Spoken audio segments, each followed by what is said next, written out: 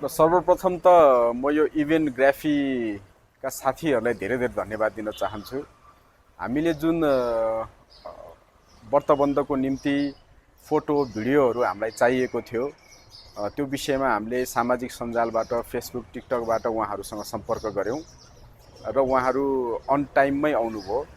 र basically event ग्राफीको बारेमा भन्नुपर्दाखेरि उहाँहरूको सर्भिस मलाई अत्यन्तै सन्तोषजनक लाग्यो।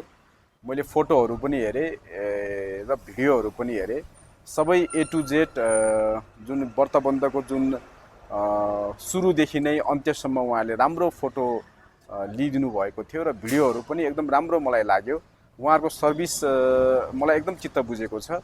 र अर्को कुरो, सर्भिसको साथसाथै उहाँहरूको प्राइसमा पनि सुरुमा त मलाई अलि महँगो जस्तो लागेको थियो, तर उहाँहरूको जुन फोटोग्राफी भिडियो सबै मैले जुन सर्भिस हेरेँ त्यसपछि चाहिँ मलाई उहाँहरूले एकदम रिजनेबल प्राइसमा, रिजनेबल भन्दा पनि अलिक सस्तै प्राइसमा यस्तो इभेन्टहरूको चाहिँ फोटोग्राफी भिडियोग्राफीहरू लिनु हुँदो रहेछ भन्ने कुरा मैले बुझेँ। त्यसो भएको कारणले गर्दाखेरि म इभेन्ट ग्राफीका टिमलाई र सबै साथीहरूलाई, म भाइहरूलाई म धेरै धेरै धन्यवाद दिन चाहन्छु। र म हाम्रो तर्फबाट अरू ग्राहक र अरू महानुभावहरूलाई पनि इभेन्ट ग्राफीबाट जुन सुविधा, जुन सर्भिस लिने यहाँहरूको सोच छ भने त्यो सुविधा लिनु भएर तपाईँहरू पनि हामीहरू जस्तै फोटो र भिडियोग्राफी जुन हाम्रो इभेन्ट हुन्छ, जस्तै बिहे, व्रतबन्ध, कुनै खालको सेलिब्रेसनहरू, बर्थडे सेलिब्रेसन भन्नुहोस्, एनिभर्सरी सेलिब्रेसन भन्नुहोस्, जुनसुकै सेलिब्रेसन गर्दाखेरि पनि यहाँहरूलाई यदि फोटो र भिडियोग्राफीको आवश्यकता परेको खण्डमा चाहिँ